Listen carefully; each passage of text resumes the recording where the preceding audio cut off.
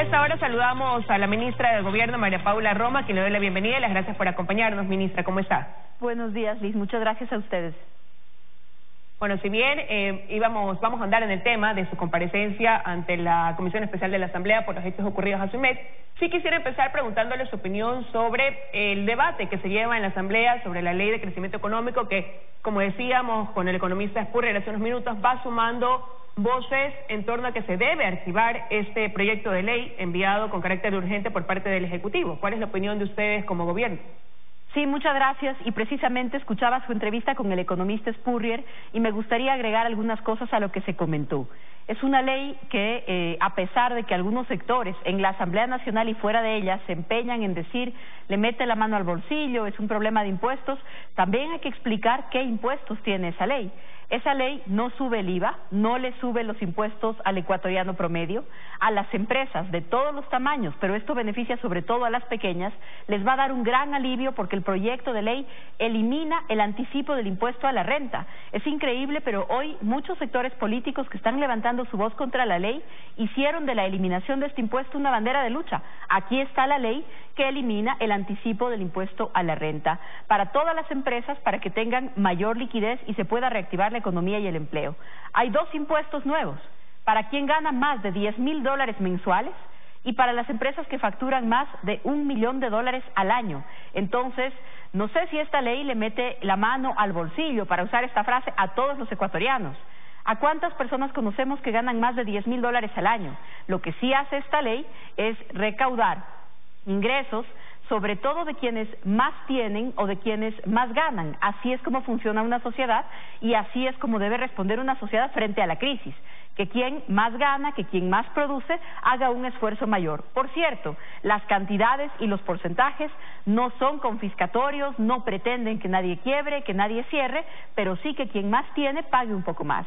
Así que creo que la ley es buena para la mayoría de los ecuatorianos y ojalá podamos liberarnos de discursos dogmáticos y apoyar una ley que es necesaria. También lo dijo hace un momento el economista Spurrier. Las consecuencias en el corto y en el mediano plazo de negarla son muy graves para el país.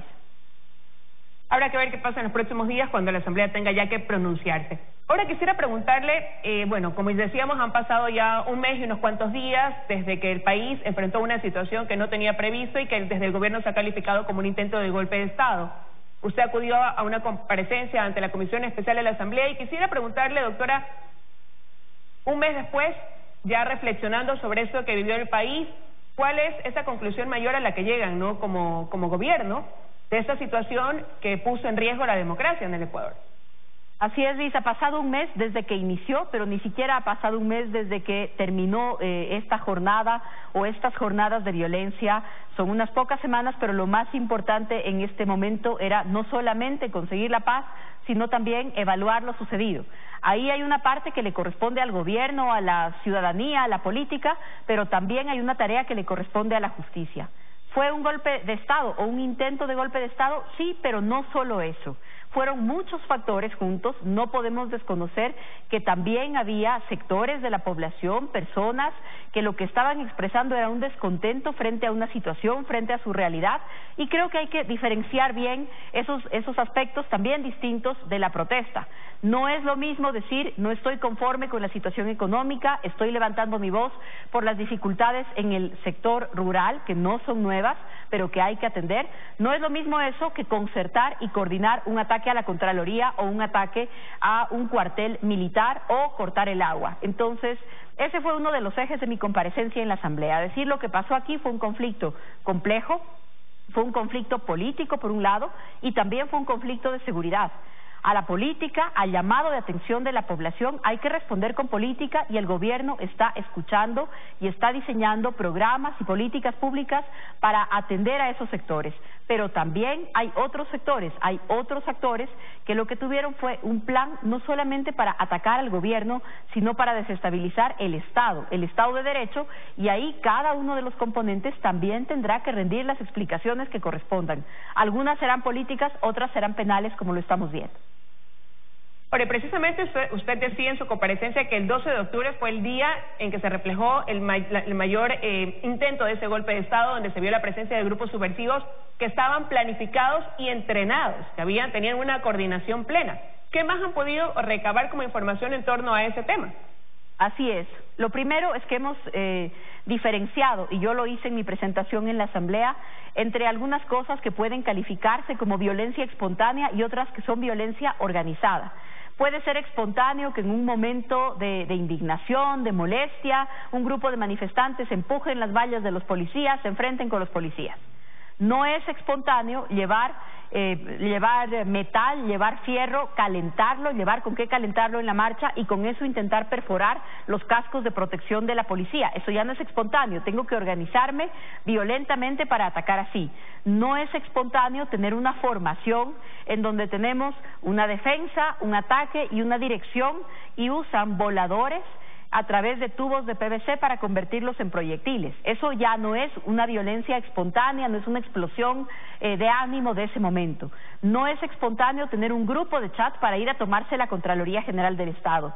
No es espontáneo conducir la marcha hacia un cuartel militar. Entonces, ahí tenemos varias cosas y, por supuesto, la justicia hará su trabajo, pero tenemos ya algunos indicios de que se estaba programando, primero para el 9 de octubre, incluso con toda la preparación política sobre una reivindicación para esa jornada, con lo que implica históricamente, y luego cuando el 9 de octubre, afortunadamente, tenemos una jornada tranquila en la tarde, la marcha de la CONAIE toma una ruta diferente, no se dan los enfrentamientos que a todos nos preocupaban, entonces se pasa un nuevo estallido para el día 12 de octubre, incluso preparando declaraciones, decisiones políticas, que lo que pretendían era afectar al Estado.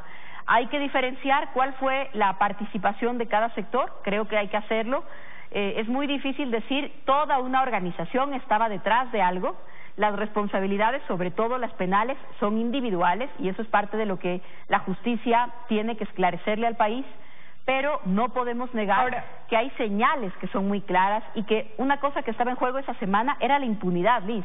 No solamente porque fueron a quemar la Contraloría, sino porque lo que trataron de impedir era que se dé la audiencia de casación de Jorge Glass, que estaba prevista para esa semana y se postergó, y la audiencia de formulación de cargos de Arroz Verde o de Sobornos 2012, que también estaba prevista para esa semana y que también lograron postergar por el caos del país. Ahora, ministra, usted ha sido enfática y obviamente por una intención del gobierno de respetar la independencia de cada función, y usted ha sido enfática, repito, en decir que le corresponderá a la justicia actuar. En este momento hay procesos abiertos por el delito de rebelión contra algunas personas y se está siguiendo la marcha, pero dentro de su comparecencia también le cuestionaron algunos asambleístas que forman parte de esa comisión el hecho de que hayan personas que que cayeron quizás en la sedición, en poder arengar a que se den actos también dentro de esto que comenzó como una marcha pacífica, y se refirieron también a los dirigentes indígenas en ese sentido. Cuestionaron por qué algunos de ellos no están también dentro de un proceso o privados de su libertad mientras se realiza dicho proceso, y ahí sigue quedando una respuesta pendiente. Sí, pero aquí hay algo muy importante. Afortunadamente no es el Ejecutivo el que decide cuando una persona es detenida. La Policía Nacional hace detenciones solamente en casos de delito flagrante. Una vez que no hay delito flagrante o cuando no se trata de esas circunstancias, sino que hay una investigación, la Policía Nacional, menos el Ministerio de Gobierno, ni la Policía Nacional ni el Ministerio de Gobierno decide detener a alguien, ni tampoco decide sobre qué delito acusarle. Lo que nosotros podemos hacer, y lo hemos hecho en el momento en el que correspondía, es decir, presumimos que se está cometiendo un delito, presumimos que aquí está sucediendo algo que está tipificado en el Código Penal, secuestros, por ejemplo.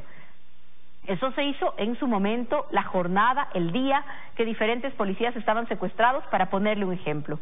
Pero una vez que eso está puesto a órdenes de la justicia, no es la policía, ni tampoco el Ejecutivo, ni tampoco yo, quien decide quién es privado de libertad, sino que la Fiscalía tiene que resolver si encuentra mérito suficiente, la Fiscalía lleva el caso ante un juez y un juez puede dictar una medida cautelar. Creo que hay que tener clara esa separación. Pero usted siente que la justicia va en la línea... ¿Usted siente que la justicia va en la línea y en el ritmo correcto dentro de los procesos que deberían derivarse tras esa jornada de protestas que vivió el país? Bueno, yo personalmente espero que algunos procesos tengan más velocidad, pero también entiendo que hay trámites que seguir, que hay que extraer la información, que los procesos han sido muy incidentados, porque también hemos tenido recusaciones, audiencias para cambio de medidas cautelares. Creo que eso también hay que mirarlo. Yo confío en el trabajo que hace y que va a hacer la justicia, y creo que de eso dependemos no solamente para la estabilidad democrática, sino para que se mantenga el Estado de Derecho como lo conocemos, con sus reglas. Y permítame hacer una diferencia a la que yo me referí en la comisión. No es lo mismo decirle al gobierno algo, en los más duros términos. No es lo mismo decirle al gobierno algo que sugerir que las Fuerzas Armadas se subleven contra un gobierno. Eso es una cosa distinta. No es lo mismo criticar una decisión del presidente, no es lo mismo criticar a la Asamblea Nacional, porque ese es el poder político, temporal, ocasional, que además estamos todos sujetos a las más duras críticas, así es. No es lo mismo eso que secuestrar policías y militares. Los policías, los militares, lo que representan es la capacidad del Estado para imponer la ley, la capacidad del Estado para imponer el orden.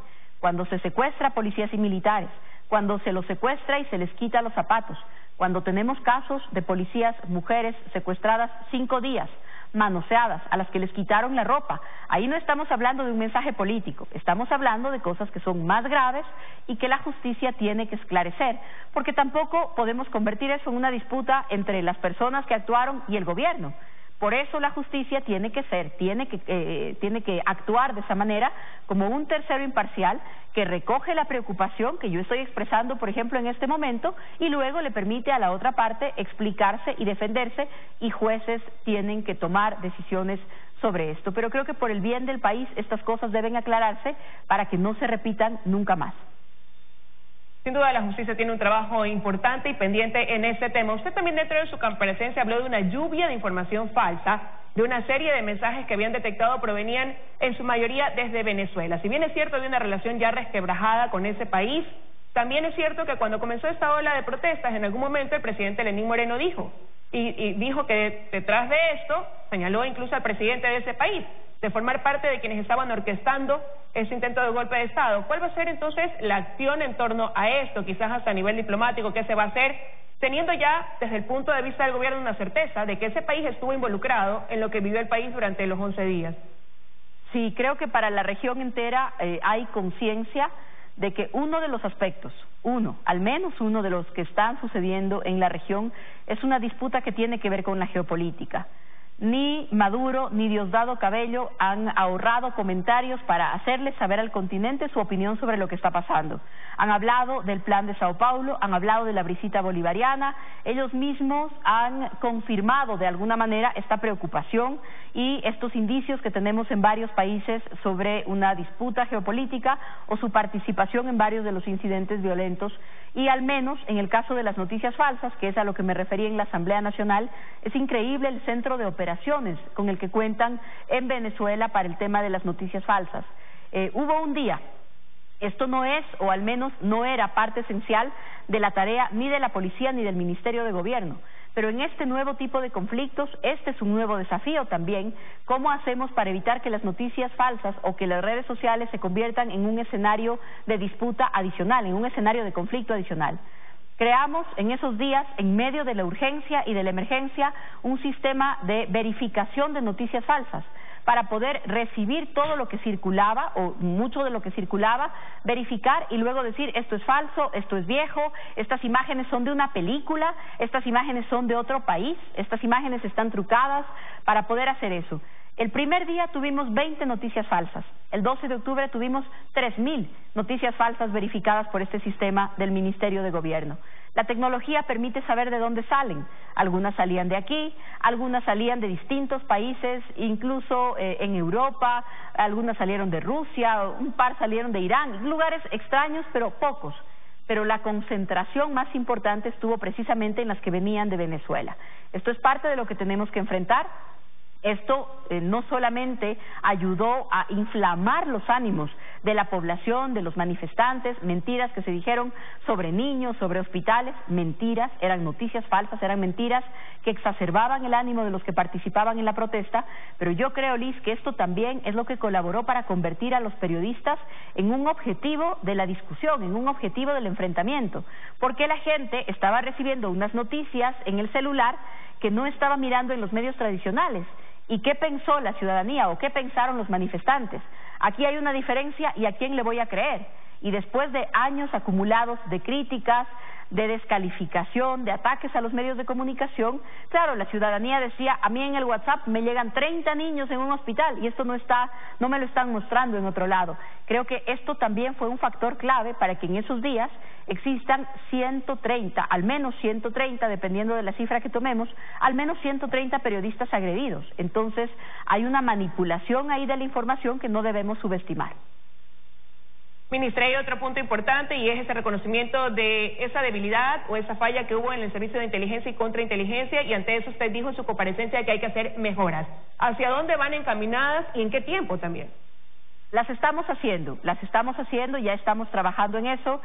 Usted comprenderá que por tratarse de temas de inteligencia no es algo en lo que pueda explayarme dando detalles, pero necesitamos tener más y mejor información, necesitamos también intercambiar esta información con otras agencias de inteligencia en la región, porque hay temas que no están desconectados entre sí. Esto es parte de lo que estamos trabajando, pero sin lugar a dudas esta experiencia que es nueva para el país, que es nueva para las fuerzas del orden, que es nueva para la policía, tiene que permitir que actuemos cada vez de mejor manera si es que nos corresponde enfrentar un escenario similar. Yo espero que no. Nuestro principal objetivo, el escenario deseable, es que una cosa así nunca se repita. Para eso hay una dimensión política en la que estamos trabajando, por supuesto. Hay sectores a los que hay que atender con prioridad, con mayor dedicación, es cierto, y lo estamos haciendo. La justicia tiene que hacer su trabajo. Hay personas que deben ser sancionadas si cometieron delitos, porque la impunidad es un muy mal mensaje también para los estados democráticos. Hay muchos frentes que atender y lo estamos haciendo porque, repito, el objetivo es que esto nunca se repita. Ministra, ya tengo que concluir, pero quiero que rápidamente me conteste esta pregunta, y es, en base a su última respuesta, si es que hay entonces la garantía de o no de que esto pueda repetirse, al menos de aquí hasta el 2021, cuando ya vayamos a las urnas y concluya el periodo de gobierno, de este actual gobierno, valga la redundancia. Bueno, las garantías absolutas no existen y esto nos demostró que también, a pesar de las previsiones, siempre hay cosas que salen de nuestro control. Pero yo creo que no solamente el gobierno es el que quiere que esto no se repita. Creo que en este momento la población no quiere que se repita. Las personas que dejaron de producir, que dejaron de vender, que dejaron de tener ingresos, muchas van a tener que cerrar sus empresas. La banca pública está generando créditos especiales para poder pagar las planillas, niños que dejaron de ir a la escuela, poblaciones aterrorizadas, aunque no estén en primera línea de un enfrentamiento. El temor, una noche de escuchar un tanque de gas estallando en Quito, porque lo hicieron estallar los manifestantes, el temor de ver estas imágenes. Pacientes que no pudieron llegar a los hospitales, ciudades sin agua. Creo que en este momento la propia población no se sentiría ni representada ni tampoco satisfecha con una medida de fuerza. Creo que este periodo tan duro para todos nosotros, lo que es también es un llamado para que desde los sectores dirigenciales nadie pretenda hacer oír su voz de una manera tan violenta que termina costando siempre más a quien menos tiene. Quiero agradecerle, ministra, su presencia esta mañana aquí en los desayunos de 24 horas. Muchas gracias a ustedes. Gracias, Liz.